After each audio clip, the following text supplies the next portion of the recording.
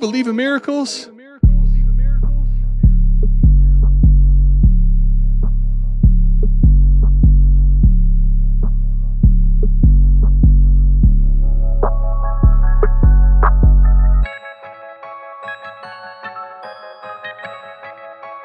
We got Fizzle in the house. Fizzle, what's good, man?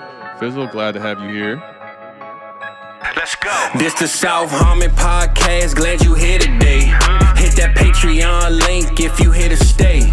Dynasty best ball, that's my favorite way. 40 chess trade show. Let's make a trade today or check a AMA. You know Adam at the ATM. Mike always in the building. He gon' stay with him. They gon' start every show off with their own trade. Fantasy's a big ocean. They made their own wave. Make sure you tapping in Tuesdays and Saturdays. Tuesday night, Saturday morning, ain't no better way. Hit that notification bell when the news break. Go subscribe right now, don't get the news late. Destination Devy, that's the team. Dynasty Football, man, that's my favorite thing. I remember Biggie said it was all a dream. Now people watching on their phones and computer screens. Welcome to the team. Let's start the show.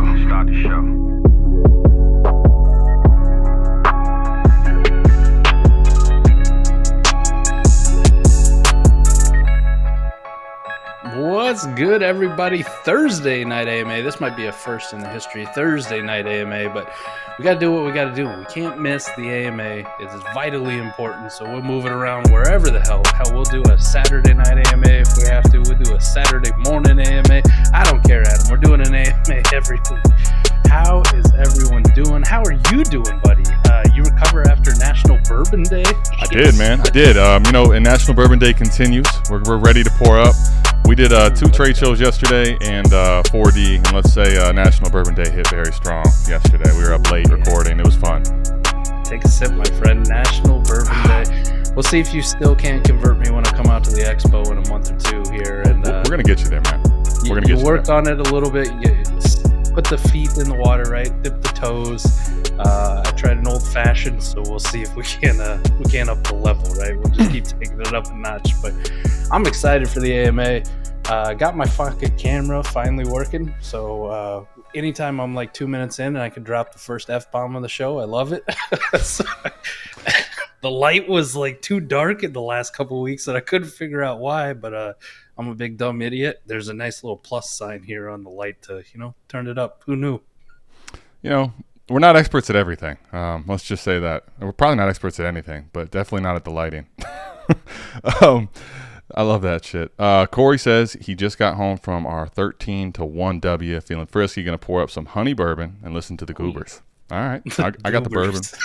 I can sign for it, man. I can sign for the Goobers.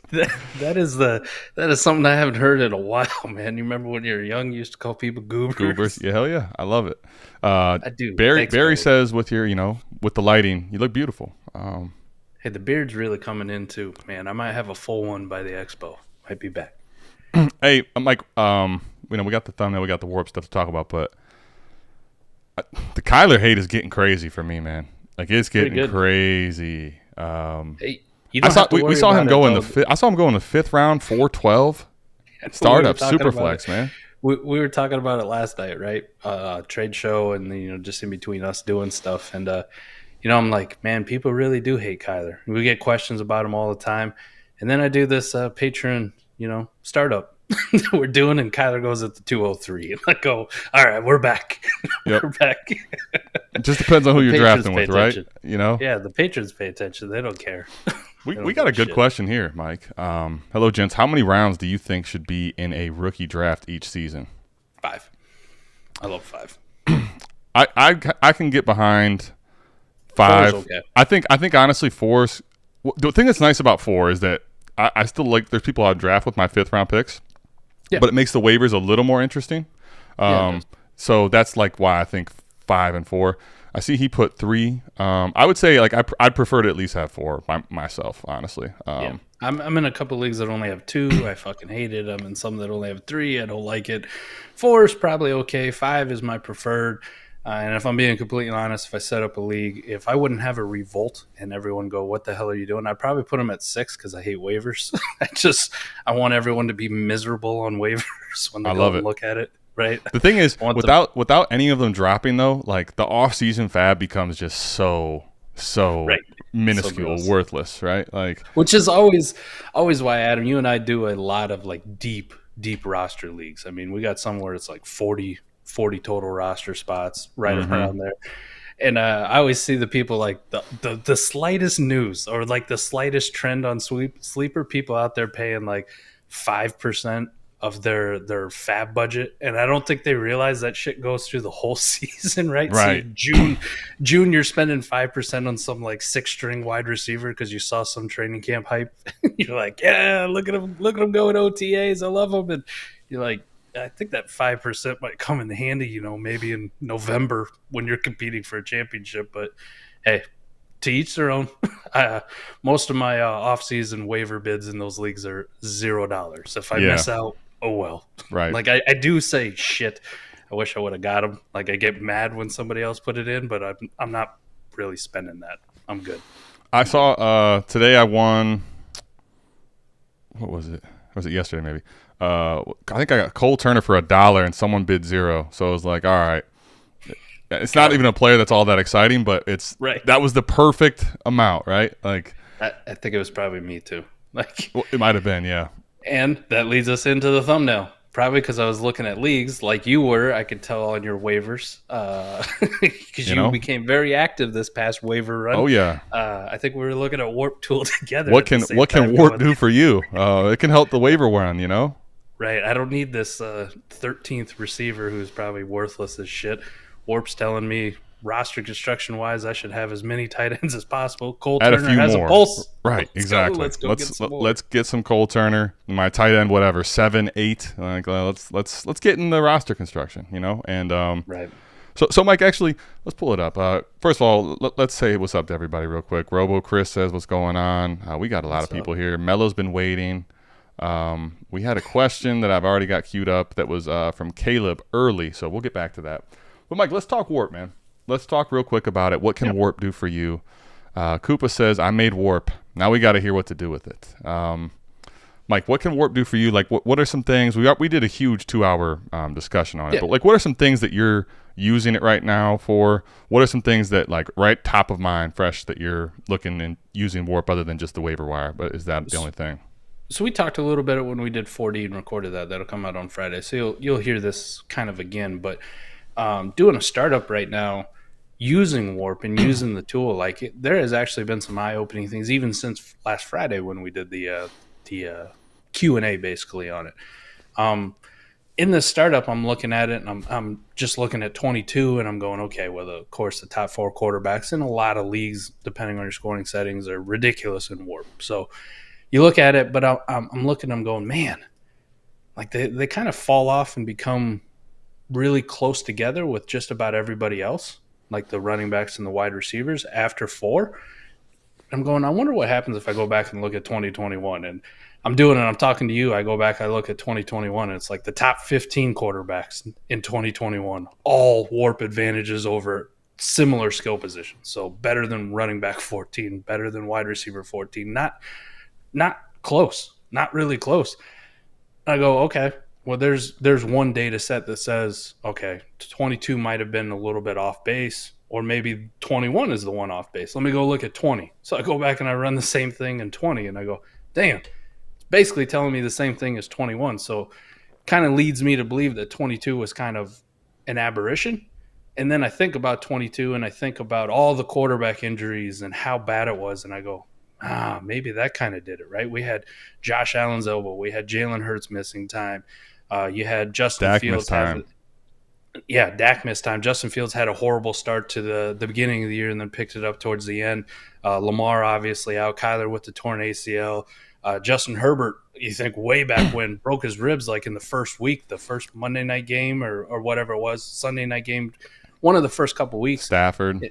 It was bad for quarterbacks, and I go, well, maybe I should really be drafting off of 20 and 21 WoRP, not the actual player names, but just the positions and the tier groups, and going, yeah, top 15 quarterbacks mean something, even if it's Danny Dimes or Kirk Cousins or, whoever you want to put into that range. They're actually important. Dak always kind of feels unsexy to take him, but shit, if you can get him in a startup at value, it's going to show historically he's been pretty damn good for WoRP. So that has been something that I've added since we did that Friday night, is looking at the historical WoRP, at least for the last couple of years, where things have been pretty similar, and then trying to see if I could spot any trends or just historically on an average where I want to go with my draft strategy. Yeah, I like that. All right, I'm going to ask the audience and Mike too, thumbnail wise.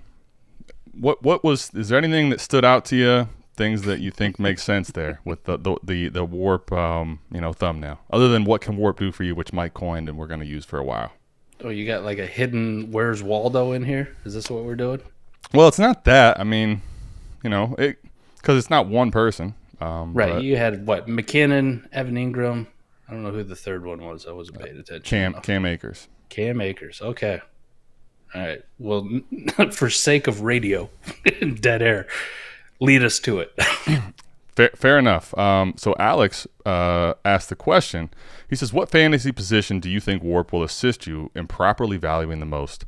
Honestly, Alex, at least for me so far, I think it's equally distributed right now for me so far. And I think what WoRP is so great, it's going to show me, though, that in certain leagues, this position means more than it does in just generic market value, and how do I play those edges up. But the thumbnail, though, Mike, and why I think this question actually fits it, right? So I was looking through a lot of different leagues, which are like lineup, because we play a lot more best ball, right, Mike? So now I'm looking at lineup shallow starters. Lineup start 9, lineup start 10, and I pulled up one. And, Mike, what I did was I ran the WoRP from weeks 13 to 17. Money weeks, playoff weeks, league winners. And guess what's crazy and almost consistent across every one of those formats, even when scoring changes? The positions that can – so here's the thing. Jerick McKinnon was the running back 1 over those weeks in WoRP. On fire. Yep. Cam Akers was top 5. Evan Ingram was 1, right? What is that? And what I was also seeing, especially at receiver, there's nobody in the top 20 that you were going to say, oh, how the hell did he get here? Right. So wasn't any outsiders. And the point there is, right, Darrell Henderson got cut, right? That's a signal that you could probably go buy Cam Akers. And if you have the roster construction of I have my quarterbacks and I have my receivers, even if you don't have the greatest running back room, as long as you're in the mix, you can, right before the deadline, go buy some guys like that, right? You can buy an Evan Ingram reasonably. If it's the other way around, you're paying full frickin' boat if you can even find someone to trade these stud quarterbacks or the stud receivers at that time of the year. And I think using that really showed for me how the roster construction and lineup should be so much more weighted towards wide receivers and quarterbacks, because I can find, even if it's not I may not get Jerick McKinnon or Cam Akers, but I can find another running back that is going to be in the top 10 and give me good WoRP in the playoff push. So another thing, I mean, I saw it in there in the chat too. What do you think WoRP will assist you in value, and what Alex is talking about properly the most? The biggest wake-up call to me has been the tight end position as a whole, just in general. It is Travis Kelce and pretty much nothing else. And I know if you say, well, Andrews had a bad year, Kyle Pitts didn't really do anything. This is where I love the historical WoRP, and I've been playing with it and going back and looking. And it doesn't get much better in 21.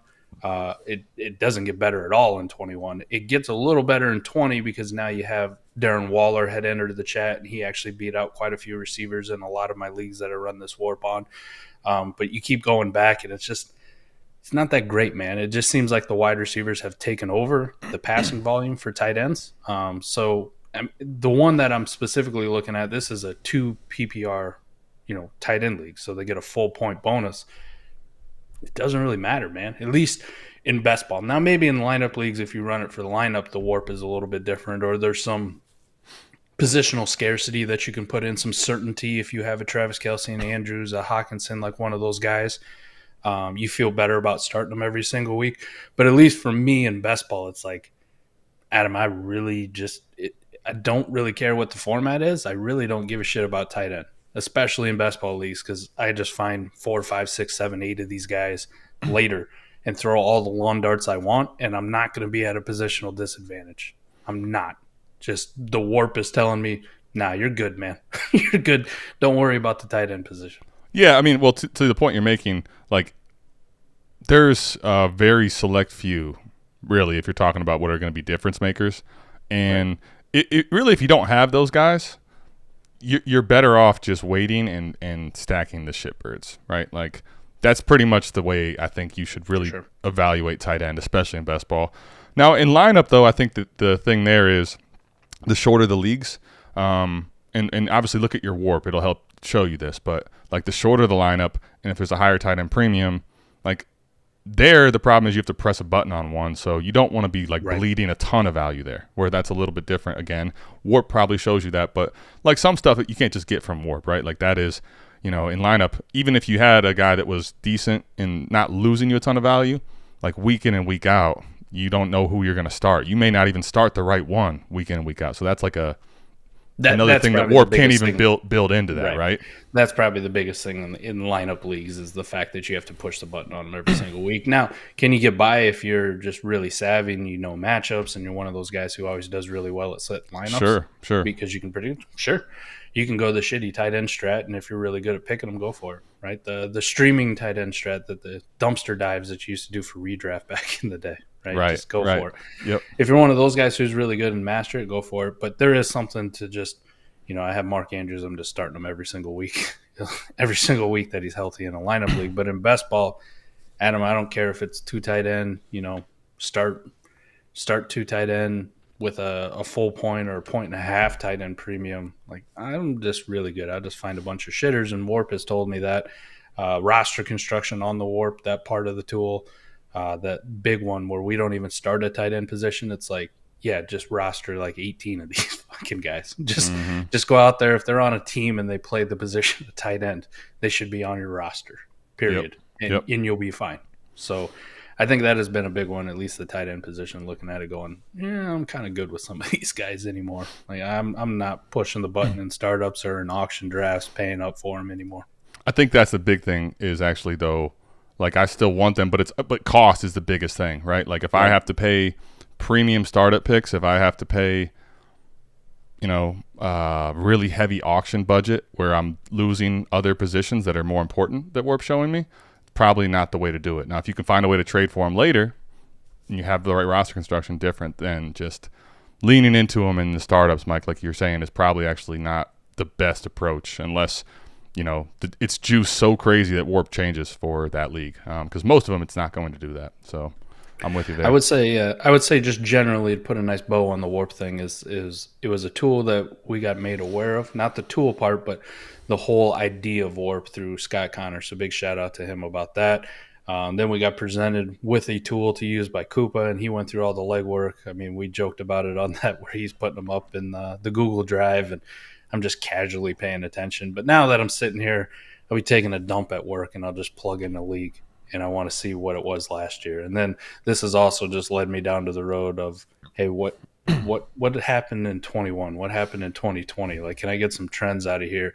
And then the biggest difference for me anyways is now actually using it in startups. So we're doing a couple, just started one up, and we talked about it a little bit off air last night when I'm doing it, like kind of formulating a plan, how you want to use WoRP and what WoRP is telling you. And the quarterback thing stood out to me today when I made my picks. The other thing, I mean, people are in this draft with me, but I don't really care. They kind of know the plan. And you get there at the 312 and the 401, and I'm going, damn, running backs WoRP-wise for the last couple of years are just killing it in the scoring versus everybody. And I know they're dead, but how can I say no to Christian McCaffrey and Saquon Barkley right here, right? I'm going to start off Patrick Mahomes, CMC, Saquon with CJ Stroud sprinkled in for another quarterback. So right. I really like it. WoRP has been really awesome for that. Something I probably wouldn't have done. Just would have went with market value and the whole thing. But now I'm going, all right, we might have a win now squad in the works here that could really smash. So yeah. I love WoRP. WoRP. I'm warped in. We're brain warped.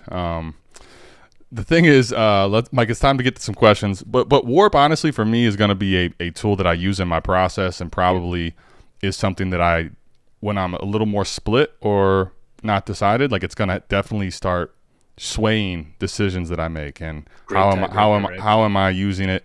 And then also when you start playing the WoRP features that and probably right now still a very small people in the space are talking about, you can combine that with the market and you see where the edges are and where they're not. That's where I think you can be dangerous when you start trading too. Yes. Yeah. So let's get into some questions though. Caleb has been waiting for this one. Start 8-1 quarterback. Good way to start off, Mike. Where's JB when you need him? Yeah. Half PPR. I would give up Garrett Wilson and receive Pittman and 224 mid first. Excuse me. Thoughts. Offer is sitting in my inbox. 224 mid first. Man, Garrett Wilson to Pittman's a pretty big drop off in one quarterback. And when you take out the QBs at 24, so I'm already thinking like, okay, Marvin Harrison Jr., but mid misses that, obviously. Then you're looking at, Brock Bowers. Yeah. Like, I don't know. I might. This is gonna sound crazy, but it's one quarterback thing. And starting 8 only, I might just hold, man. Yeah, I think I'm gonna hold. I like Michael Pittman Jr., but not as much as where the market likes Garrett Wilson. The opportunity I think Garrett Wilson has with Aaron Rodgers. Yeah, I'm good. I think I pass on this one. Yep. If this was a Superflex league, Adam, I smash the shit out of it. This isn't even close. Because I would 2 mid 24 first. I'm already like, that's about the price I'm looking for Garrett Wilson. And then you throw Pittman in, and it's over. I was looking. One of the patrons was having me look at this, Mike, and let me just talk about this for a second. If you believe Garrett Wilson is this, and using WoRP again. So this one here is start 9. So start 9. So it's very similar to this league, right? Okay. And it is half PPR. But basically, Mike, what you're looking at when this happens is you get really good advantage from like the top 3, 4, 5 quarterbacks, and then it starts flattening. The tight ends, again, top 3, and then it very, very flat all the way through. But where you really win these leagues is with the elite wide receivers and the elite running backs. It's so far separated. So if you think Garrett Wilson both has the market and has the youth, like those picks are so much less likely to land you a stud if they're more mid to late somehow. So I think I'd probably hold here, man, honestly. The picks don't mean as much to me in one quarterback. I hate to say it, but that's just the way I view it. He's got the opportunity to enter in the same conversation if he's not already there for a lot of people as Chase and Jefferson. And like Chase has always kind of been an interesting one because WoRP wise, points per game wise, the whole bag, right? It's never been even close to Justin Jefferson, but we always put them right next to each other, right? Like Jefferson goes out there and kills it every single year. Chase does pretty well for himself and has some pretty big explosive weeks, but he's never really done it. But Garrett Wilson is that guy who's like on that cusp where at least he's getting to CeeDee Lamb, Jamar Chase level of least hype. We hope the production goes, which I think is possible. But yeah, in this case, if it's a 1 QB league, those first aren't as appealing right now. Start 8. I think I'd definitely just hold on to Garrett. Yeah, I'm with you. All right, 10 team. Start 11 PPR, 1.5 tight end premium. Don't know if it's Superflex or not, but traded A.J. Brown, Pollard, Waller for Olave and a 24 first, mine back, top 3 projected thoughts. I mean, if this is Superflex, I think I'm definitely in. Yeah. One quarterback, even one quarterback top 3, I'm probably still in, but yeah. I think I'm in regardless. You get like if you can control your first back, this is fine. This is more than fine, really. Like I'm getting off of Pollard. I'm getting off of Pollard and Waller. Like the A.J. Brown to Olave down tier is a little something, but you get your own first back in that deal. I'm elated. Yeah, I'm good with it. Just to get my first back. This is less than you usually have to pay to get your first back, especially if they know you're bad. That's the thing, man. The way Mike and I play too, like if we have your first, you're going to hate your life. Right. Like, you're either going to pay so much to get it back, or all year you're going to be trying to send offers to get it back, and we won't take them. This is easy. This is easy, man, in my mind. Like, this is how much Fizzle's tapped in. You remember he took over that orphan in one league, and he took over the orphan and the orphan. I own that orphan's pick, and now I own Fizzle's pick, and he's like, this isn't going to be fun getting this thing back, is it? And I'm like, nah, Fizzle, you know what it is. Not at all. All right, I traded Alexander Madison and a third in 24 for a 24 first. This is criminal. Easy. I don't even care if it's one QB. This is I'm in. I'm good. I don't care about your format either. Like, doesn't matter. This Best ball, lineup, how many? It's all. First. Good job. I don't see it for Alexander Madison, but even if he's like a 1 year wonder type, I'm perfectly fine missing that for the first. Like, even if he hits the high end of his upside, I'm probably still fine completely missing for the first, personally. Hard pass, man. I'm good. I'm good missing out on Alexander Madison. I know that's a kind of a hot button right now since the Dalvin Cook's been released. Right. If I can get a first for Alexander Madison, he's gone everywhere. Period. Let me ask you then, Alexander Madison. If you got let's just say like a 20% discount, right? Not the prices that you've seen go, not this. Okay. You got Alexander Madison at a 20% discount, so maybe it's like a second to third. You'd have to trade in a Superflex league for Alexander Madison, or would you rather go out and I don't think you should be doing this either, but trade a third for, Ty Chandler, Dwayne McBride. Which would you rather? I wouldn't want to. I'm not sending a second and a third for Madison, so Yep. by default I'll take the third for Chandler. But I think right now the biggest thing is all of them that you're betting on. This Vikings running back. One of the things I want to caution people on is right now you're buying for liquidity, right? And you have no idea how this is going to shake out. Truthfully, now we all expect Madison to be the lead back. I'm not saying feature back, but the lead starting running back in week 1. But who knows how much his workload is? Who knows how well he'll do with a big workload? Like when we've seen Madison play in spurts of taking over Dalvin Cook injuries, right? We've never seen here Alexander Madison. Here's several hundred carries, right? Like I don't even know that he can handle that. And then even if you buy, let's say you think Dwayne McBride's going to be the guy or Ty Chandler, we like him, but you could end up just losing that third for a guy that doesn't actually get the work, and Right. You're now holding one that you're hoping. Whereas if you have the third or you have the second and the third, I can wait for an opportunity to arise where now I know that workload is there and now I can trade it for that. So overall, the answer is neither, but if I had to do one, I want to take the third for the Chandler side. Well, like Scott talked about it too, where he did on Destination Dynasty, what if they sign a veteran running back, right? A Kareem Hunt, Leonard Fournette, Zeke, whatever. They sign one of those guys, it just tanks everybody's value. The whole backfield goes to nuked, right? Like, good luck in lineup, man. And nobody gives a shit. So this is why, I'm not buying any of them. To be honest, I'm good. Hopefully, you picked up all the Ty Chandler and Dwayne McBride you could on waivers, or last year when we're overexposed because we were taking them in the 4th round everywhere. Hopefully, they still made it on your roster. But yeah, I'm good. Man, I missed Joey's. Appreciate the super chat, Joey. Late to the party. Hey, Joey. Ball and chain walked in, so I don't know how late I can stay on safely. I know that fear. So cheers, gents. Cheers to you, Joey. Hopefully you're at least around for the cheers we gave you. Appreciate the super chat, man. Appreciate you, Joey. Mike, there was a question directly for you, so I did see that. I'm going to ask it. Trade cut value. Yeah, man. Go ahead. What do you got? This is Adam, we've done this a couple years now where just there's guys that we pound the table for because everybody's way too low on them. And then it just feels like the hype starts building and eventually reach that point where even like the OGs who are in on them go, what the hell are we doing? Right. Right. Like, I'm not going to keep riding this hype trade. I thought for a while when Sam LaPorta made it up to top 10 on keep trade cut, I'm like, what the hell? What the hell is this? I'm good, man. If you could sell them for tight end 10 prices, I'd sell them everywhere. I love Sam LaPorta to death. I'll sell them everywhere. I don't care. There's just no business, man. It's no business being. We had this last year, right? And it was the off season. We had it with Travis Etienne, right? He was dead to a lot of people with that foot injury, and then the off season happened, and he just kept climbing and climbing and climbing. And I'm like, finally, he reached a point where I go, I'm good. Right. I'll sell all my Etienne for this. And then in season, it was Kenneth Walker. Right, we had to beg people to draft him in the top 5 of the rookie Then he's drafts. running back 1, and I'm like, all right, y'all.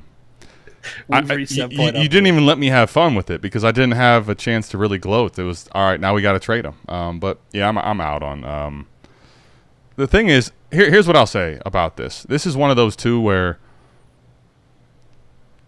keep trade cut. I think Scott kind of talked about this in Destination Dynasty. It's easy to put something on here like, oh yeah, I want Sam LaPorta here. Okay, but Mike, I've got a lot of Sam LaPorta, especially because we did a lot of our drafts, pre-NFL draft, right?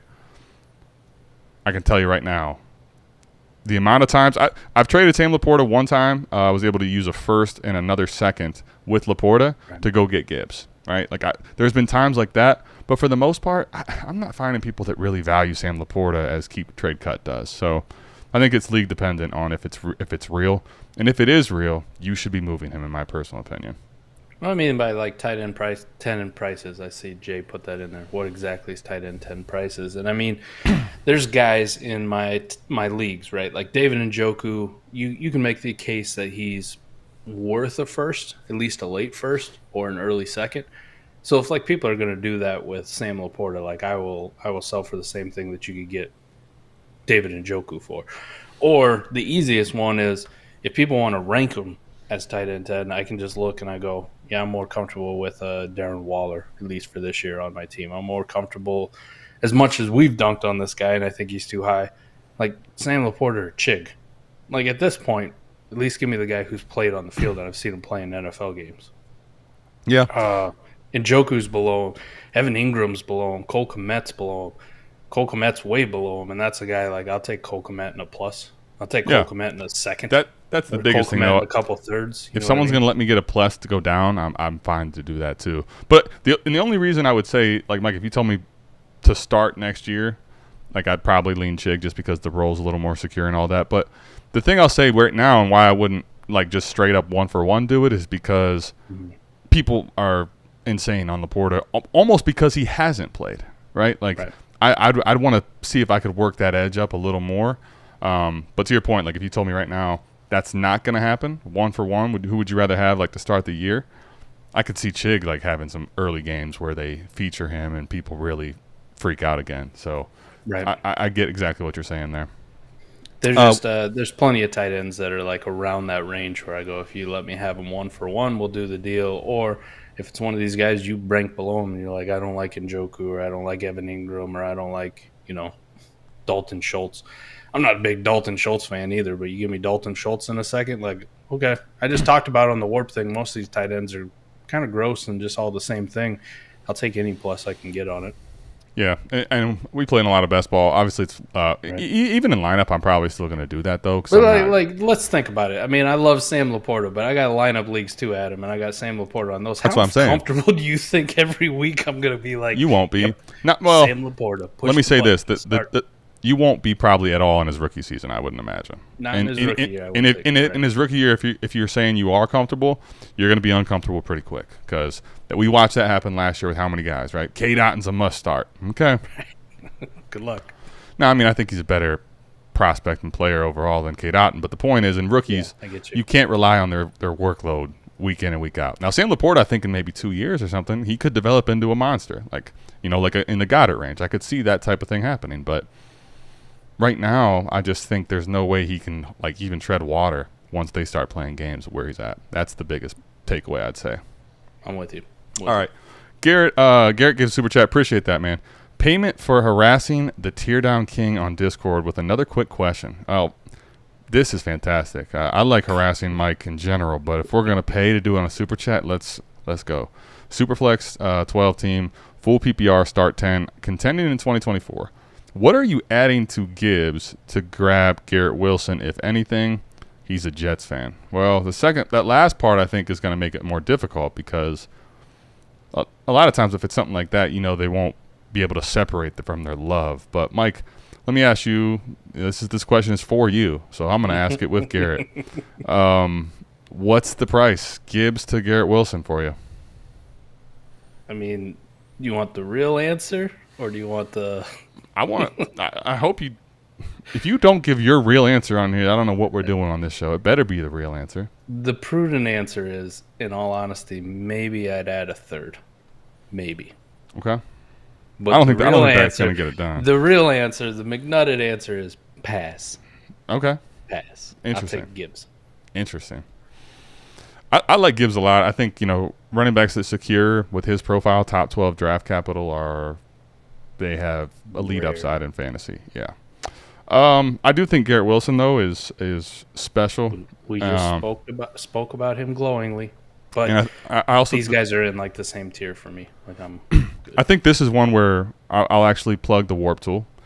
Garrett, if you do have it, I'd check it out. Running back and receiver, what are we looking at? Because Right. I think the other thing you're dealing with right now is the market is very much in favor of receivers, right? So is there a WoRP clear advantage for the receivers and the high-end ones?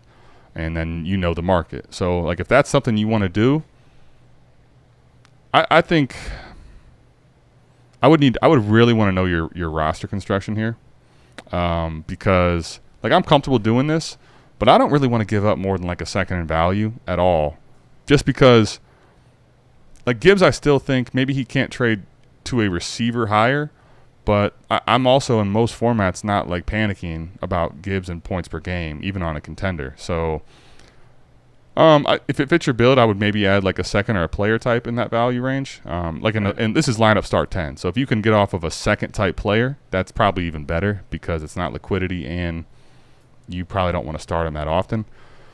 But I wouldn't really pay up all that much personally. If I'm being completely honest. And I love Garrett Wilson. Well, I love them both, really. That's the answer. If he's a Jets fan, too, he's probably going to tax the shit out of you, so you just walk away from that offer. The full PPR thing, too, gets, like, where, like, I think people may not understand Gibbs' upside in a full PPR format. You know, Right. He could be one of these guys that, like, gets towards that Christian McCaffrey running back catch rate where, like, he's in, you know, if you looked at the NFL, he's in the top 50-ish, 30-ish of players, you know. Forget receiver. Like, that's what Christian McCaffrey can do. And I think Gibbs, if all clicks, has that type of upside in PPR. I'm with you. All right. Joey also threw another super chat at us. Still around hoping I make the afters. The afters are the Savage semester. Short one we're going to be doing after this. Patron show, yep. Also fields for anything dying on that hill. Keep crushing as always. Appreciate you, man. Let's get to some other questions we had in here. I had one pulled up. Oh, here it is. Okay. Looking to try and use WoRP for leverage at receiver. Okay. In general, are you guys more willing to tear down with more known assets like Higgins or players with potential growth like London Burks? This is a good question. Man, can you include like everything that I love? Like just all the receivers I'm out there beating the table for? I see Ray's on the Treylon Burks thing too. Like I saw that one come out. He says, I'm back in. It made me a hard smile too. Like I felt like I was on an island. And now I got Ray. All right, we're good. Higgins, I love. I will continue to pound the table for T. Higgins. If I'm more willing to tear down with more known assets. I mean, this is convoluted. I might go ahead and I'll let you like start out how you want to talk about it. Well, this is we kind of had this conversation, and just the way I'm reading the questions, like tear down with, meaning I have them on my team, and I'm willing to go down from them to something else. We had this conversation with Mello in the Discord where he's got this quarterback problem. That's not a problem. He's got 3 great quarterbacks, and he keeps trying to trade one of them, and he goes, nobody likes him. Nobody in this league wants to buy. And I said, then use one of the other ones. I'm not trading them. It's like, that's the problem right there. Right, I'm going to tear down off of whatever my league values. Right, if you don't like Drake London, right, I'm not going to use that as the piece I'm going to try to get off of. Right, I'm not gonna hop off of that if nobody likes Drake London. Right, but if there's teams out there that really like T. Higgins, even though I value T. Higgins more than I value Drake London, that's the piece that I'm going to try to tear down, and I'm going to tear down appropriately. I'm not going to try to force a square peg into a round hole if I'm trying to make deals. And I think that's what people run into a lot of problems with is like, I don't really like this guy. I'd like to get off of him and tear down. Well, right. You got to remember there's another person on the other end of that keyboard that goes, yeah, I don't like that guy either. Fuck you. I don't want him. So you got to find what they want and then find what you're comfortable tearing down to. So production or potential growth, it really doesn't matter to me. It just goes based on potential value because I just throw these guys in a basket with WoRP as where I think they're going to land. So if I look at like a London, for example, while he hasn't produced, we can agree that last year wasn't great. I mean, it was promising for a rookie, but it wasn't anything WoRP-wise that's going to matter. He's like 107th in a lot of leagues in WoRP. But if I project him into a range where I think, yeah, he can get here and he can be pretty solid, like say it's wide receiver 15.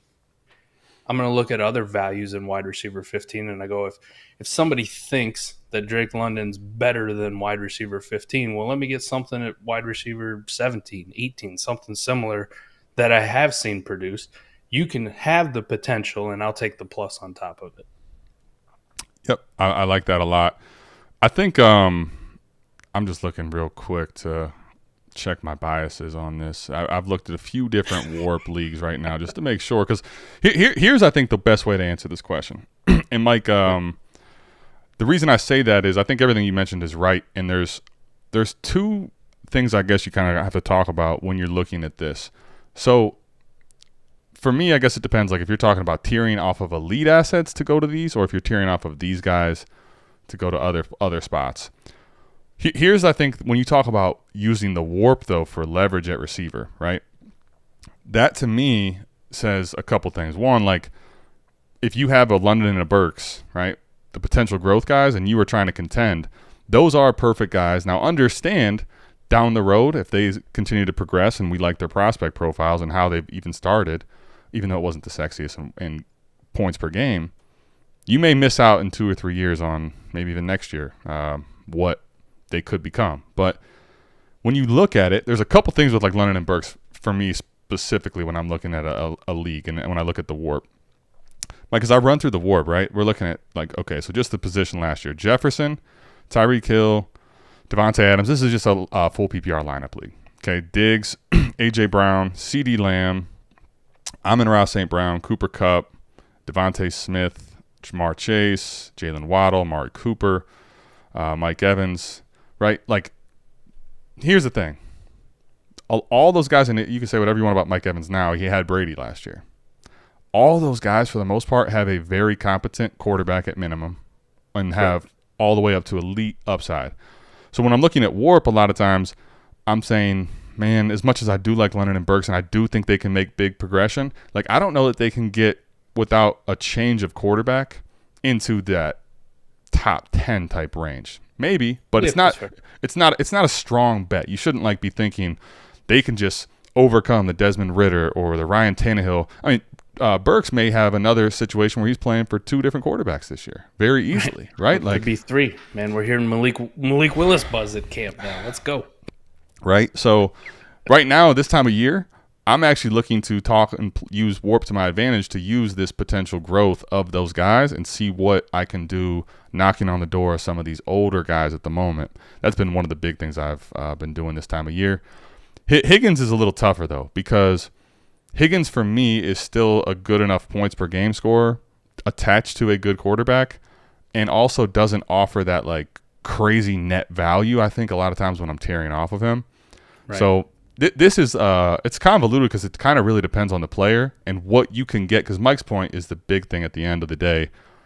How much do your league mates value London and Burks and Higgins? Because ultimately that's going to depend on what you can net back in return, and that's going to be whether you trade it or not. So I think the biggest thing for me, at least when I'm tearing down Adam, and you kind of touched on it too, but it's not just WoRP, it's not just other things that go in it. I see where or what my league values, where they have these guys, right? So if Garrett Wilson's a good one. We've talked about Garrett Wilson a ton, and Keep Trade Cut got this guy at wide receiver 4. Wide receiver 5. Yeah, wide receiver 4. 4, yeah, okay. Right behind Lamb, right? Now, can he get there? Yeah. And I talked about, like, he does have that ability, or he's on the footsteps of being valued as one of those elite receivers that's hard to get. But what happens if he doesn't, Adam? We haven't seen it yet, so it's not solidified. But what happens if he doesn't? So if people look at Garrett Wilson and are like, oh yeah, we're gonna pencil him in right now. He's already there. He's wide receiver 4. He's gonna put up a monster 1,400-yard season, whatever. Okay. If I'm looking to tear down and people go, man, I value Garrett Wilson there. A guy like T. Higgins, which we brought up, which was in that question, is a guy I don't think is ever valued like that, but gives me production that I've already seen, and I can get a plus on top. And I go, I will make that bet more times than not. It's betting against Garrett Wilson. It's betting against Garrett Wilson ever hitting that ceiling.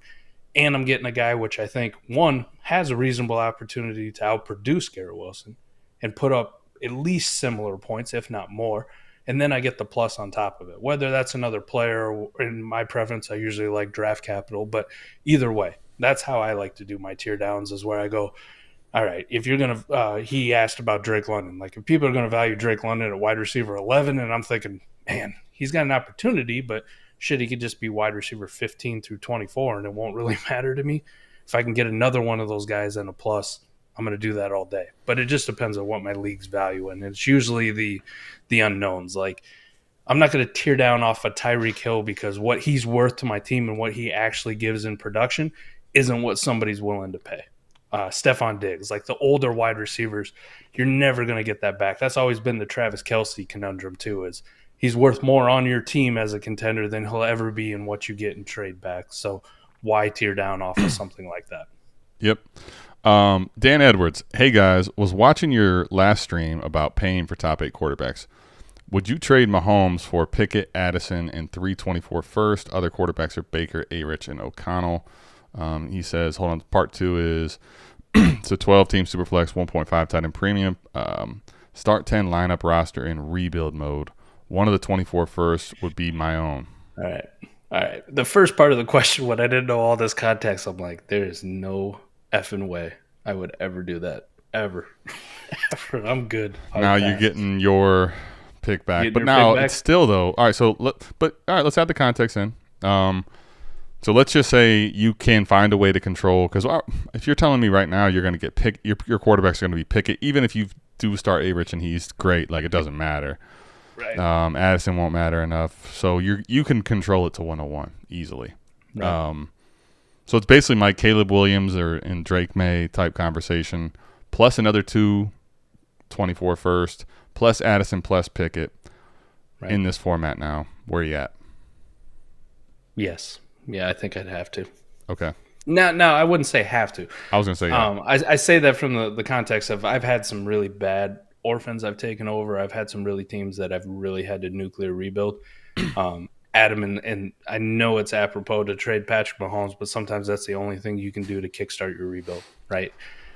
You got to take a little bit of an L. Like, I think you should probably get more, but if this is the best you can do, and you're going into a rebuild to get your pick back to really kickstart this rebuild, you're getting 3 first, you're getting Addison, you're getting a quarterback back in Kenny Pickett, which, whether you like Pickett or not, I mean, it's a young quarterback that still carries value to some people. So, yeah, I'd do it. I was going to say this, actually, Mike. Now, value-wise, it's like, all right, like, yeah. Given I'm already looking at the quarterback situation. I don't know the rest of your team, but you're telling me it's you're in rebuild mode, which means that none of it, the rest of it's all that great. So Mahomes is awesome, and in this format, typically I don't want to move him at all. But what I'll say is this. Like, I don't know if Dan, he has any extra other first. Like, if he has other 24 first, they're coming to the table immediately. Like, he's not getting Mahomes and keeping any 24 liquidity at all. It's not happening, first and foremost. Secondly, in this format, Mike, and I'm still, like, in on Pickett, I think, as far as having a resurgence. But honestly, I'd almost want to see if there's anything else I can get into the deal that isn't Pickett. Like, almost just tax out some of these younger, like, Addison types. Like, give me more of these type of assets, and then I can figure out my quarterback position later. Like, I don't have to have Pickett come back to my team here. I'm not saying I won't take him. Because then it helps your tank too, right? Exactly. You could be starting like O'Connell or Bacon Mayfield. Exactly. Like, what if Pickett's, good enough, like quarterback 17-15 range, and A-Rich is having some weeks where he just goes on a tear. Like, you may end up winning a couple games out of that you don't want to. Like, I'd almost rather not have him. I'd almost rather get, like, one, if he has any other 24 first, they're coming to me. But I'd rather pick up some more pieces that are young receivers that are, like, the really good market value types. Like, Pickett right now is going to have to play really, really well for his market to pick up significantly, even though I want him on teams. So I'd say this, Dan. Like, this is fine to take, but I think right now, because you have Mahomes, right? You have, as much as he does have your pick, you have the premier piece. And if you're going to trade the premier piece, I think you can actually try to see if you can work the deal a little more on your terms and maybe add a little more to it. But I'm still doing this deal but in principle, I just think you can maybe rework some things and add it a little more in your favor. I'm with you on those points too. Very good. He did put it in a follow-up. He's got some seconds. Definitely try to throw those into the deal too. But he's got Trey Lance hanging there, Adam. There you go. Now, for me, I know a lot of people hate Trey Lance, but that's a piece of, like, well, let's see if you really hate Trey Lance. Like, give him as a toss-in. But if you really hate Trey Lance, I think you should probably get more. Like, give him as a toss-in. But that's a piece of, like, well, let's see if you really hate Trey Lance. Like, give him as a toss-in. But that's a piece of, like, because you run one of two scenarios. Either Trey Lance is god awful at football and doesn't actually play quarterback, where people think right now, or Trey Lance starts for the San Francisco 49ers and we find out he's pretty good, and all of that energy that we had last year when we were taking him at the early part of second round in startups, some of that stuff starts to come back where you go, damn, this is a dude who ran for 1,000 yards in one season in college, right? This is a guy who's highly mobile, has got a huge arm, everything that we wanted from Trey Lance. And all of a sudden, you just hit the lottery, right? Now, you don't even have to keep Trey Lance. Yeah, you could trade him right there. Kind of like a throw-in or like a plus to get up to Lance to now, hey, give me 2 firsts. I'll get off Trey Lance right now for you, easily. I was going to say, yeah, Dan, so, I don't know if Kenny Pickett ever's got that kind of ceiling in him. I like Kenny Pickett, but it just feels more he doesn't have that type of, excitement, likely. Right, because he's got baby hands. No one likes baby hands. Yeah, and, yeah. All right, we got a super chat, Mike. Speaking of quarterbacks and Baker Mayfield and all that, have you guys seen Stetson Bennett hype? What are your thoughts? I appreciate the super chat, Joe. I love this super chat. Let's just say the dollar amount. Like, I think this is the lowest you can do, and it's perfect because, like, Stetson Bennett's the hype. All this it's not worth a whole lot in my mind. It's as entertaining as hell. I'm not saying the name. Okay, I refuse to on the AMA. I'm not. Mike, you have to do it. It's a super chat. Mike, I said we thank will. You. Mike, we won't get super chats anymore if you don't say the name. Say his name. No, it's my principles. Thank you, Joey. Man, not Joey. Saying that fucking name. Joey, Joey, I'm sorry, man. I can only control one half of the South Harmon AMA. But those are our thoughts. Those are really our thoughts. Like, honestly, can't win with them. Can't coach with them. Can't do it. Do you have any actual concrete thoughts before we get to the next one? Like, I feel like we have to at least talk about it a second because it's a super chat. What's there to hype? Has the guy graduated college yet? I guess what there's the hype is that there's, people are so ready, and I get Stafford injury again or whatever, but like, okay, but what happens then? Like, is this team loaded like Georgia was, where he can just? I do appreciate the super chat. Back to Dan's thing, just real quick too. Like, I see Cody, our guy Cody Rip in the chat. Not the good Cody either, not Cody Smith. Okay. Cody Lewis, Rip. I was saying Cody Smith was talking Trey Lance in there. He's just talking away. He's talking away. Dan, don't pay attention to anything he said. I don't think I've ever seen a rebuilder of Cody's in his entire life. He doesn't even know what that means. So, well, I have. Don't take rebuild advice from him. I'll say this: Cody's going to get really good at rebuilding because yeah, he goes. Well, no, he not even that. Like he goes. He typically goes out of the gates early to try to win. He has, like, the one league I had to split with him, which the worst part about that was having that I had to split in the league with Cody, and that was the league, Mike. He was in there talking shit before the startup, remember? He's telling me, can you do anything but rebuild? Right. Forced you to make it. I actually don't want to contend here, but since you want this, like, I was going to clap that ass, too, and that's what was going to happen. So he got saved by the bell, man. But, even those teams, whether he's won or lost, like, when you go with a win now build like he does and gut picks, like, you're going to win some, but then you're also like, all right, now it's time to clean up some pieces. Like, we all have those builds, and you're going to get really good at rebuilding through that because that's not fun. Fantastic. It's going to be great. It's going to be fantastic. So, but you just got to wait a couple years, Dan. A couple years, then he'll know what he's doing. Not now. And then you can come on Savage Semester, and we'll ask Cody all the questions on rebuilding. But for now, Cody was the other Cody though was asking Mike, where is it? Here you go. Would y'all like to double down on Lance playing more games than Purdy for the Niners this year? I don't even remember what the first bet was. Is it $50 to charity or something? Sounds right. Well, it sounds right. $50 or something. Or maybe I said the fuck charity. It was just $50 to the winner. I don't remember. It feels 50 right. Sounds right. We got a. Cody, let us know what the actual bet was. I remember $50 too, but I don't remember the specifics. It's on YouTube somewhere. You just gotta go back and find it. Gotta go find the live chat a few weeks back. Like the answer is, might be a few months back. Would I like to double down? Yeah, I'll double down. I've had enough vodka tonight. I'll double down. Whatever it is, double it. Double or nothing. I love that. Double or nothing. Let's go. All right. 12-team Superflex PPR, tight end premium, 2 points. Start 11. In a rebuild, would you trade Jordan Love, Treylon Burks, and J-Mo for Kyler, LaPorta, and Mingo? Mike, here's the thing. Okay, I'm happily getting off my JMO shares right now. The difference from Love to Kyler is massive. It's pretty big. Yeah, so like and I'm rocking the jersey, man. Like I'm feeling like I'm going to take the Kyler side. The one thing I will say though is this. Like I don't actually love getting back LaPorta and Mingo here. I guess it's fine, but I don't know. I'm not the biggest Mingo guy, personally. Doesn't like the gap between Love and Kyler feel about the same as the gap between Burks and Mingo? That's kind of what I'm getting at. But like at the same time, if you tell me where do I want to win, it's on the Kyler side, which is why I want that part of the deal. On the quarterback side, yeah. My God, you know what's crazy? This might be something I have to like work on internally. Like if you told me that this was, hey, this is what I got to do to go get Kyler, and you take LaPorta and Mingo out of it, I'm like, yeah, I'm doing it. Just you'll get those receivers back later. Like I'm cool. It's almost like that they get thrown in, and I'm like, well, why are we doing that? If you can throw pieces in, like I'd rather not get Mingo or LaPorta back. You know what I mean? Mm-hmm. Yeah. I'm still definitely in on Kyler on this side, though, man. Personally, here's the reason why. I think Burks. I'm in with Burks with you. Like I still like him. I have tons of shares of him because you weren't able to move a lot of your trade line shares. Let's just call it what it is. But like if I miss the Burks ascension, here's what I don't want to have. I don't want to get stuck with the Jordan Love fail potential of like it could be very quick, his fail. Like if he doesn't do well, it could be a quick thing for him.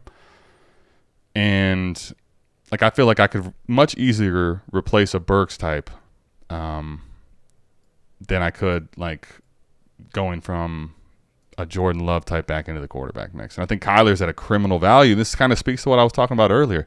There's no chance in the world this gets you to Kyler last year. It's not even like, even if it's not Love, but it's something in that range, right? Like there's just no way. I think you got me because I was on the other side. Because I go like, this just feels like I'm taking a lot of good pieces and I'm investing in one in a rebuild, which I hate to do. I hate to consolidate, right? I just want good pieces all over the map where I can easily move them. Mingo's got to hit super hard to be able to move him. As much as I love Sam LaPorta, we talked about him too. Like, unless you can find that dummy out there who ranks him as Dynasty tight end 10 already, he's got to come out hot in order to live up to that.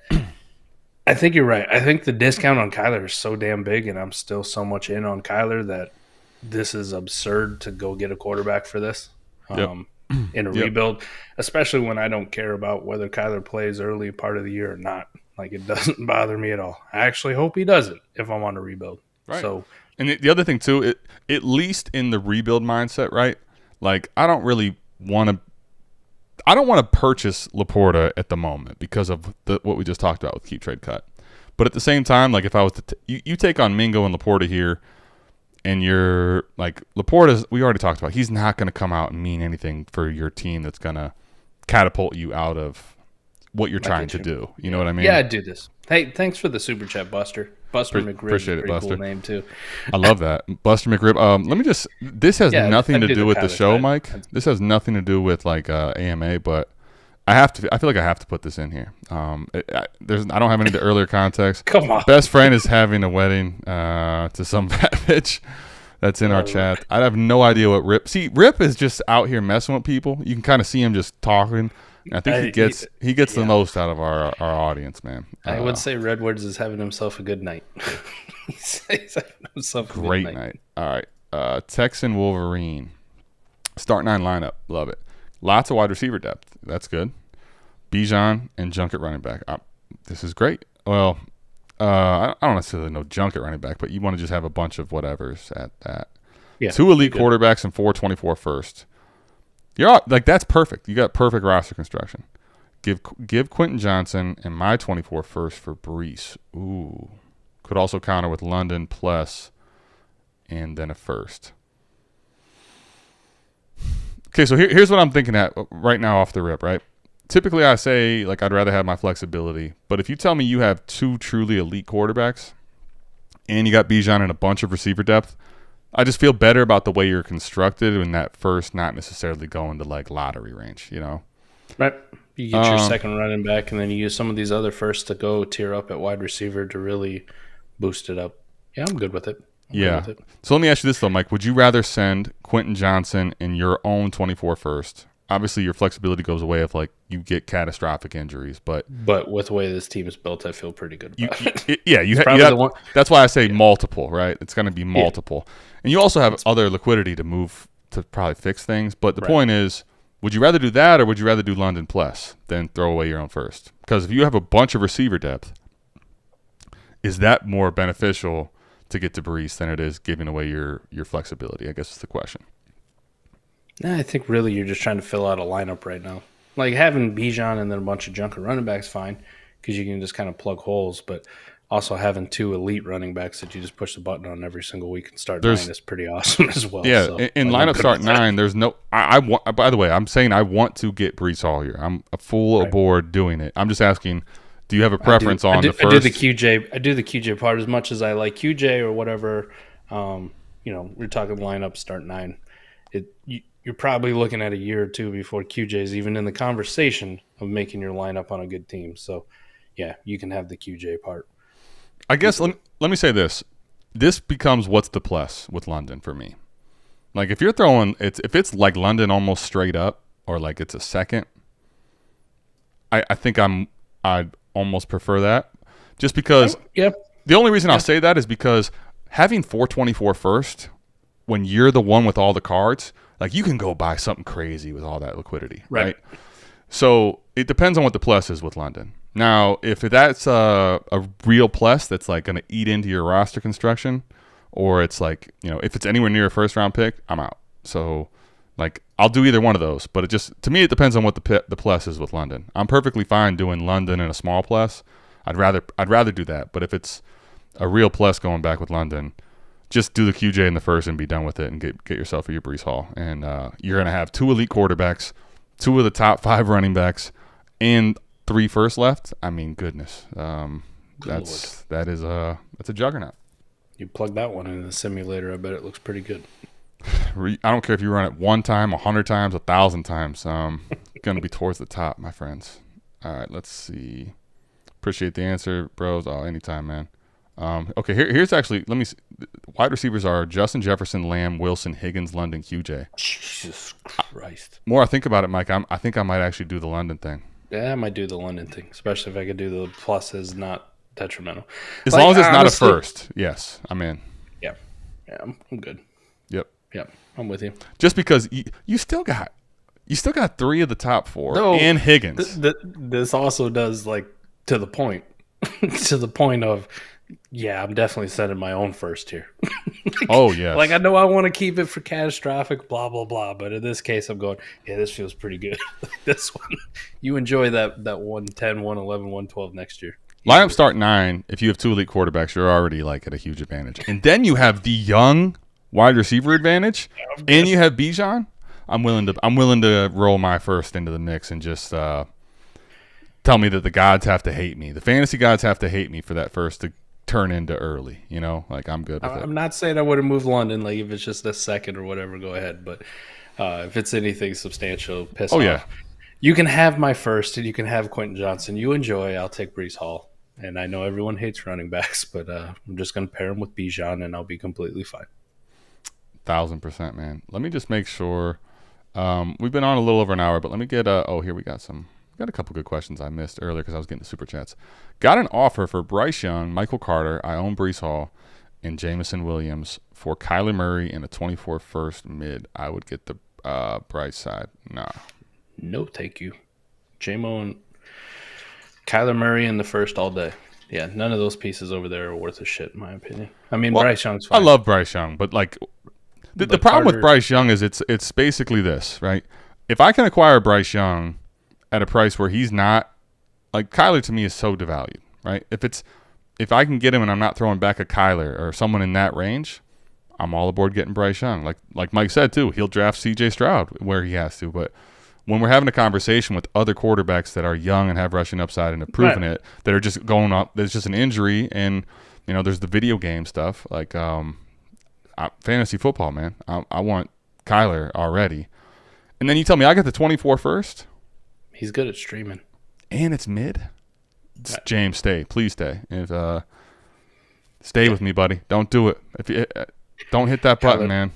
Kyler in the first all day. And I don't care if I own the Breece Hall, Michael Carter thing, which is also antithetical to what I always do. I don't handcuff. Let me ask you this.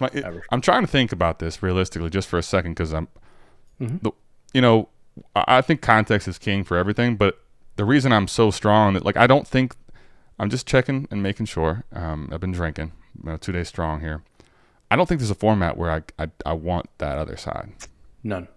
Zero. Doesn't exist, That's right? All. Line up, start 9, start 50. I don't care. Yep. Because it really breaks down if you think, in all honesty, in a lot of people's opinion, I bet Bryce Young is probably ahead of Kyler Murray, probably goes ahead of him in ADP. But he does. For me, easy. Same tier. I prefer Kyler over Bryce Young, not going to lie. So then the rest is a 24 first. Mid, what you're putting. Mid for J-Mo and Michael Carter. And no, I'm good. Yep. Cody puts Michael Carter even the handcuff. Who knows? Might be Dalvin Cook as the handcuff. Some might, some truthers are out there still Zonovan Knighting things. And there's also, this gentleman by the name of Izzy Abanikanda. There's a gentleman by the name of Adam who loves Izzy Abanikanda. It's just, we couldn't get out of here without just right into the heart. You tried to make me say the name of a shitty Georgia quarterback. It's okay. I understand. And just know that not only do I understand, people don't forget. People don't forget.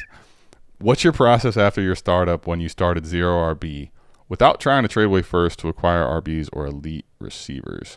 Do you wait till midseason and see where your team's at? So, Ryan, I think the big thing here is context. So, is this lineup, is it best ball? Because if you went best ball with 0 RB, you're not going to compete. Now in lineup, I'm cool seeing how it goes before I do anything. But if I don't have any RBs, I really truly went the 0 RB approach, I'm not sending my first away at all. I need to see what happens before I'm doing that. Do not send away your first in this build, even for elite receivers. I would not advise doing that. If you went 0 RB in a lineup league, I think you're completely fine. You got the assets, but you're not sending them now. Don't do it in June. Please, God. Exactly. Don't do it in June. You have so many options. People hate running backs so much. Wait until you get more information. Wait until August, end of training camp. You actually know who's on the roster, who's on the depth chart, who's listed 1, 2, 3. You even wait a couple weeks into the season, right? Maybe you get by just with some spot starts. The rest of your team carries you for a couple weeks, but you're like, I need that running back depth. You can buy running backs for thirds, seconds. If you're going to buy a running back for a first, it might be one of these older guys who's devalued, who's really producing, right? There's a team starts out 0-3. They got Nick Chubb on it. Nick Chubb for a first on me if I started out 3-0. I know I don't like buying running backs for a first, but at that situation, if I felt really good about Nick Chubb, I'm just smashing it. Here you go. Exactly. You take my first, I'm taking Nick Chubb. Now I got a hero RB build. So yep. Just those kind of examples. I'm not buying running backs in June in lineup leagues. Definitely not buying them in best ball with where we're at right now. It's just I'm not putting my draft capital on the line for running backs unless it's a smash deal, something stupid. Let me just assuming lineup, I think this is actually a very smart build, and then you go in and you kind of stream the position the best you can, right? Whether it's waiver wire, what you've drafted late, you went 0 RB, but you didn't, you're just drafting them later. So you try to fill the running back position the best you can. You stud up your flexes with the receivers you've taken, and you make sure your super flex spots are filled in, right? And then if you're good enough and you don't, the big thing is variance too, right? In this scenario, you don't have wins at running backs. You're just trying not to lose too much there. So if you can avoid injuries and your team is in the mix enough, and then you maybe land a couple running backs that are decent, you're in a position with your first to do a lot of different things. So the process is wait and see. I'm probably waiting at least 5 weeks before I'm even thinking about sending this first, unless it's for something that just makes no sense. It's just way too good to be true, right? I want to see how this team plays out before I'm all right, I'll throw this first into the mix. Right now I'm waiting and seeing. Making trades as much as I can right now too, just the first is not coming to the table. That's the way I guess I would say it. Yeah, I'm not pushing that one in already just to try to fill a running back because that could blow up in your face in a heartbeat, which guilty. Happened to me last year. We remember when we're like, oh, you're going to let me – I mean, we don't want to buy running backs now, but for this guy, this time of year – Antonio Gibson for a first, I'll send it everywhere. Alvin Kamara types. Yeah. No, thank you. Don't do it. All right. 2 questions. I got 2 questions here left, and then we will bounce out of here. Appreciate everyone tapping in, man. Great AMA. I had a blast. Yeah. 12-team, Superflex, half PPR, start 10 lineup, 4-point per passing touchdown. Looking to compete. Got Lamar, Fields, A-Rich. Well, those are the guys you want to have in 4-point. Well, those are the guys you want to have in general anyway. Do I move off of one to a less volatile quarterback? Nah. Less volatile? No, but the fact that you have 3 studs in a lineup league where you can only start 2, ideally I want to leverage one of those guys, I really don't care who, into another quarterback and just roll with a shitty but serviceable third string or QB3, right? Doesn't have to be as gross as a Tannehill or a Baker, right? You can get by with those guys, but like I'm thinking more like a Carr, Geno Smith, Aaron Rodgers, Jared Goff, like something like that as my third QB. I'd feel much better about that. So I do want to leverage one of those guys down into that quarterback plus, something really good that's going to help my team on the back end. Yeah, I wouldn't say I'm moving off to like a less volatile. Nah, I'm good, man. I'm good with the volatility of running quarterbacks. I love, especially just produce fantasy points. Honestly, the reason I say no, though, the crazy part is because I have 3. No, right? Like I have the league-winning upside rushers here. Now, to Mike's point, like if I can basically, what I would like to do is see if I could trade one of these 3. Not Lamar personally for me. I'd rather keep Lamar. But if you could trade one of these 3 and you get to like, let's say you can down tier and net serious value and get like Cousins back or like a, another decent enough quarterback that you have, you net a plus here and you can now build out the rest of your team better. I'm fine with it. But I'll say this in half PPR, and given that these guys are rushing quarterbacks, like this is probably where WoRP is big, but I'm gonna imagine like you'd rather just keep these wide receivers, or I'm sorry, these running backs than like, I don't really want to get off these quarterbacks unless I'm getting, a quarterback back in a serious plus that makes it like, all right, I can now spend this into my lineup. I'm not worried about this. Yeah, I'm good. Matt's got a good question. By the way, he already said he's just giving you shit. But damn, that was a shot. By the way, it was a shot. But to be honest, though, I'll take Will Levis before I'll take Desmond Ridder. Matt, your guy. So boom, there's that. Return volley. I guess we'll have to go on to his show now and wait for the Ridder response, right? Right. If you don't believe me, find a league with me. Join it with some guy who's got Desmond Ridder or Will Levis on his roster, and I have Desmond Ridder. We'll make people are wondering, is the conviction king faltering? No, it's not the conviction. It's the teardown king. I don't. Damn it! You get my name right. I adjust the information, and the fact Will Levis went in the second round, not the first round, doesn't make him QB1 anymore. Come on. Yep. All right. Last question here, and we'll get out of here, Mike. 10-team Superflex. PPR start 8. If you own pick 1, 3, and 5, you're sitting on Herbert and Watson at quarterback. Is it smart to take Gibbs at 3, knowing you can get either Bryce or Stroud at 5? So in 10-team, yes. And I'll be honest, man. That's exactly what you should do. Here's another thing too. In 12-team, the only difference would be there though is if you're like doing your little quarterback horde because. Right. One of the things here that I've seen, I've had the 1, 3, 5, right? I have no problem taking Gibbs at 3 there, knowing like I'm gonna get still my shot at quarterback at 5 still. Like I'm good with that. I'm good with getting Gibbs, and you're gonna give me like I'm just not gonna get my pick. I get my pick at 3, right? You take Gibbs at 3, now you don't have to have your pick. Like I'll take either CJ or Bryce. It's probably going to be CJ. But yeah, I'm in 10-team, 1,000%, man. You should honestly be happy if he's there at 3 and then take 10-team. This is a huge smash. And I even said when we're on the draft stream, when we do drafts, Adam, you've seen me do it. I'll take Gibbs before I take Bryce Young or CJ Stroud in rookie drafts at 3. In 12 team. Because just because I like him so much. But I do agree. Like the only way I don't do it, Adam, is if I got like a QB horde in a 12-team.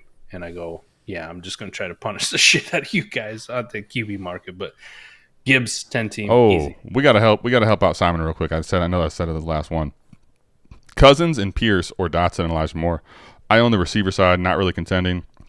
Don't own my own first 12-team Superflex PPR start 11. It's Cousins by a mile. It's by a mile. Cousins and Pierce by a mile. Yeah, easily. Like, here's the thing, right? There are going to be times. This is actually a good one to end on, Mike, because like if you stay too true to the I'm rebuilding, but Cousins and Pierce are more contending pieces. I don't want the old quarterback. I don't want the running back. You take them now in June and you flip them in September. Right, but there's risk to that, and there's like, all right, we're in the same tier. Right. The trades are here, right? I'll take the value and flip it later. There's no way in the world I wouldn't go take that Cousins trade now. That is a smash and a half. Whoa. Yeah. Why can't I ever get any of these type deals, man? Like, it never happens to me anymore. I want an alias. Like, I really do. I feel like these deals never going to come from me anymore. Cousins trying to bet me on Will Levis versus Desmond Ridder. Matt, I will take that bet if we go off of second year because, remind you, Desmond Ridder got to play in the NFL last year. Will Levis has not. So if we go off of second year stats, we'll revisit this in 2024 at the end of 24. I'll take that bet. Whatever you want. I love this. I heard him be hesitant on man. I'll tell you what, man. You know what this is reminding me of though? We got to have a show. We got to do a collab with both Matt and Felix we've been talking about. Right. Cuz the fireworks that he drops here at the end of the AMA, not even being here is fantastic. God, this is why Felix is the best analyst over at campus2canton.com. Wow. There's a plug for you. The best. I love you, Felix. I'm going to get with you. I'll tell you what, Mike, if you haven't seen it, you need to go check out this TikTok that Felix did. He's the punching bag. You seen that one? Yes. Oh, I think that's Mike right now. He's looking at this punching bag. Did Matt ever throw me passes at the Fantasy Football Expo? No, Felix did. He threw me a great corner route. It was perfect. Well, but I caught it. Matt didn't throw you passes. My knee. Felix was throwing Mike dimes. I mean, let's call it what it was. They were dimes. On the money. Honestly, he didn't have that A-Rich accuracy. He got that accuracy though. It was he got that Tua accuracy. The touch game was on point, man. I saw it. Like even Mike didn't even have to move. It was basically like in his lap. Good stuff, man. Appreciate everyone tapping in. We love this AMA. We went a little longer than we were hoping for. Yeah. We got to rush over to Savage semester. So if you're a patron in the Savage tier, come hang out with us. If you are in the $5 tier, you can come join the chat. But we will see you back here, same time, same place next week for the South Harmon AMA. Actually, probably won't be Thursday, so it's not the same time. But we'll see you back next week. We'll figure it out, all right? Either way, we love y'all. Peace. Peace.